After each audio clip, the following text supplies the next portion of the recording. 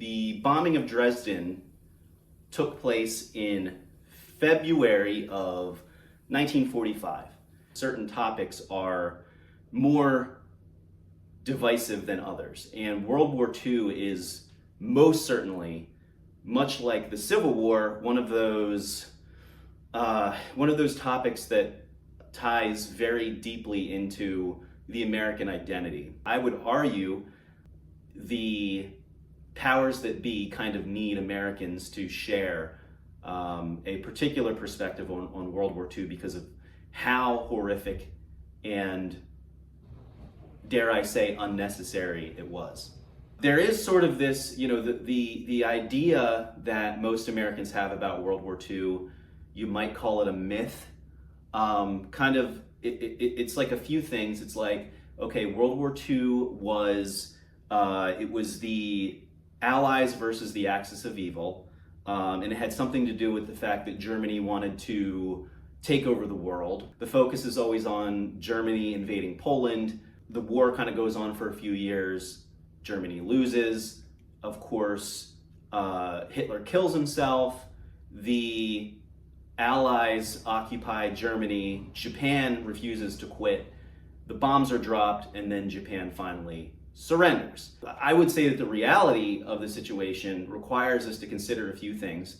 The first thing being the pre-war conditions. You really have to go all the way back to World War I. Even in the few years preceding World War II, Danzig, the city in Poland that Hitler wanted to take when he invaded Poland, Danzig was full of ethnic Germans who wanted to be a part of Nazi Germany. Does that make what Hitler did right? It certainly does call into question the response to what Hitler did. So I think it's important to examine pre-war conditions. And then the second thing that I think is important to consider is the actions of the Allied forces.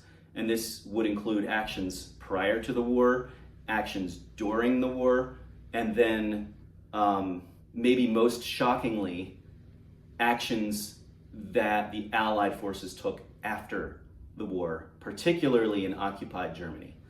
There's this movie called Slaughterhouse-Five, and it's based on a book written by Kurt Vonnegut. And the movie is great. It's a George Roy Hill film. And I first watched it a couple of years ago when I didn't really know much about George Roy Hill.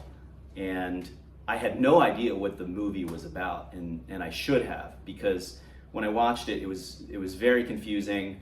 I liked it, but I just wasn't quite sure what I was watching.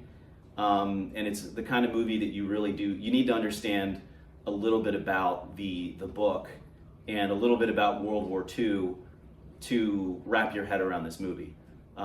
It takes place out of order, and there's some weird sci-fi elements to it. But I watched it again recently. I liked it a whole lot more the second time.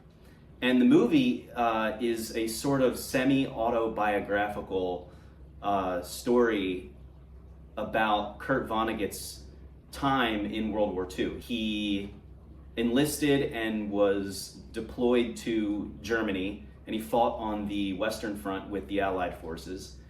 And he was in the Battle of the Bulge, which was a late war operation conducted by Hitler.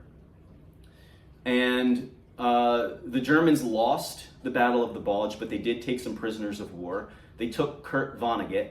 The reason why the Battle of the Bulge is important is because by December of 1944, in fact, by mid-1944, or some historians would say even earlier than that, as early as late 1942, it was pretty clear that the Germans would lose the war. In fact, by mid-1944, everyone knew this to be true.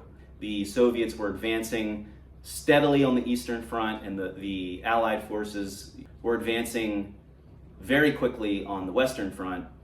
And it was just clear, everyone knew that this war would eventually come to an end, that Germany would lose.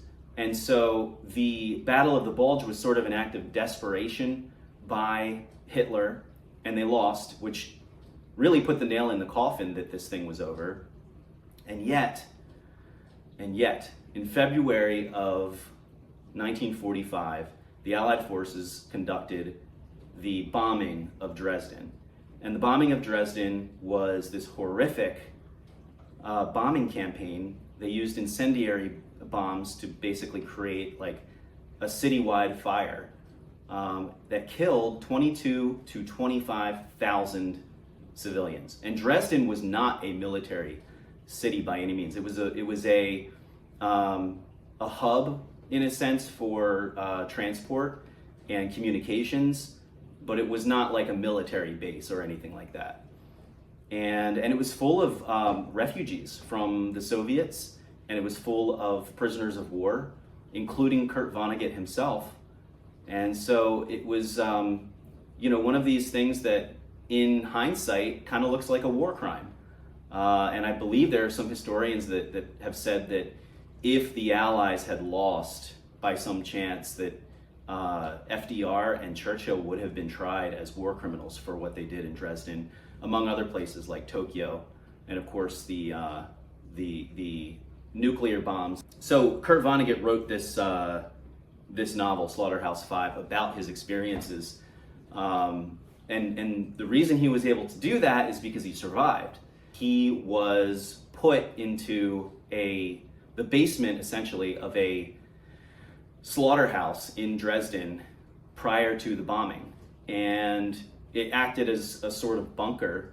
And the irony of the situation is that he survived inside the slaughterhouse while thousands of civilians died outside. And then when the bombing was over, the Nazis put him and the other prisoners of war to work collecting bodies and burning them. And this was a formative experience for him.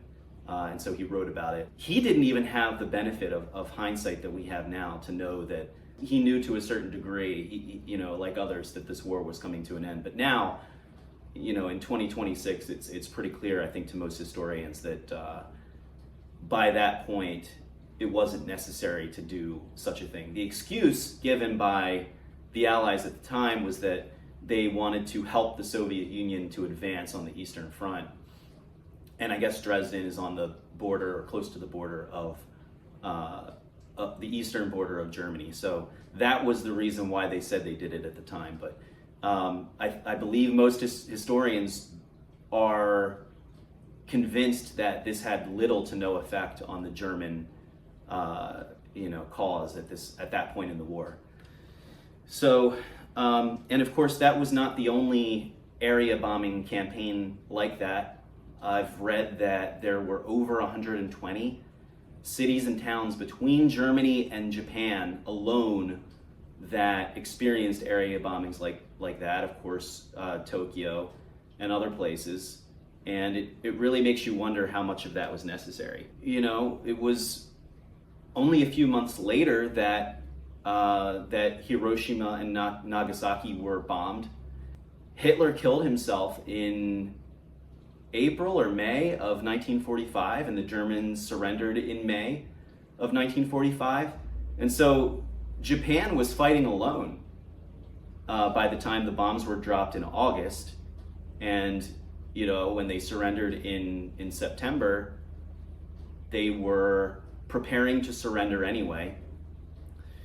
General Dwight D. Eisenhower, among many others, he was one of many who believed that the bombing would make America look bad to the world, and that it was unnecessary and it would do, great harm to many civilians, which of course it did.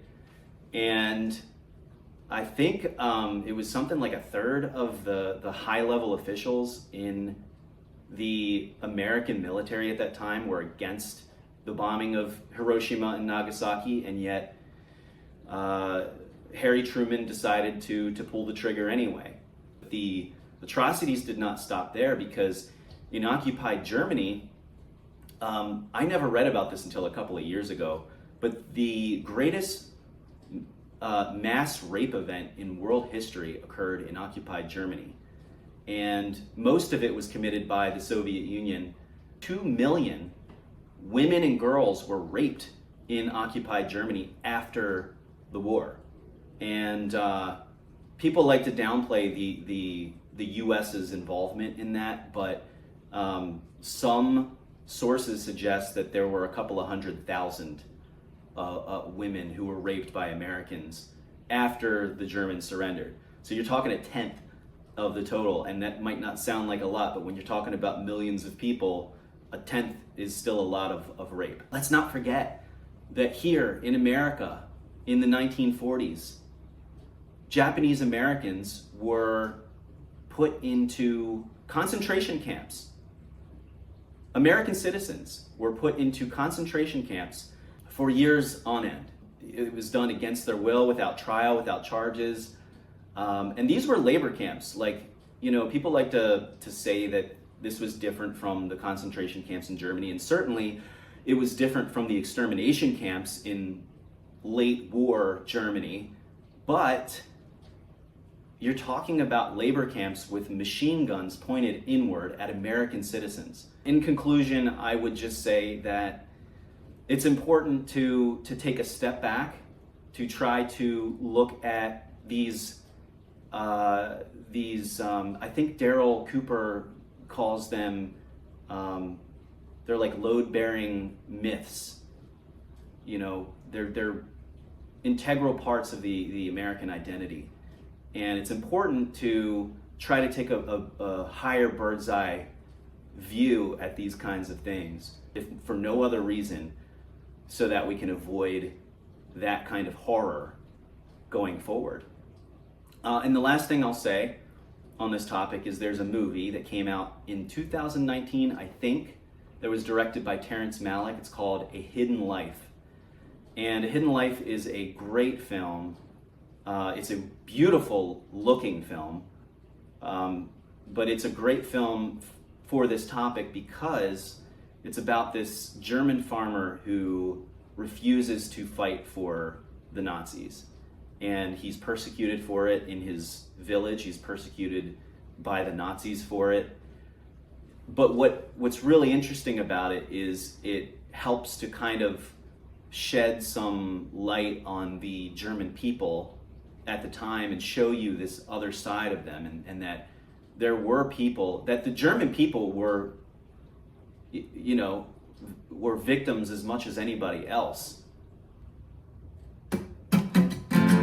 Harry Truman, he dropped a couple bombs on Asia, and it's a shame it never had to be that way, because Eisenhower, he thought the Japanese would quit without the need to leave shadows of the vaporized for years to come. How would you feel if your whole entire neighborhood went up in a ball of flames? Next thing you know, Americans are celebrating like it just had to be that. It just had to be that.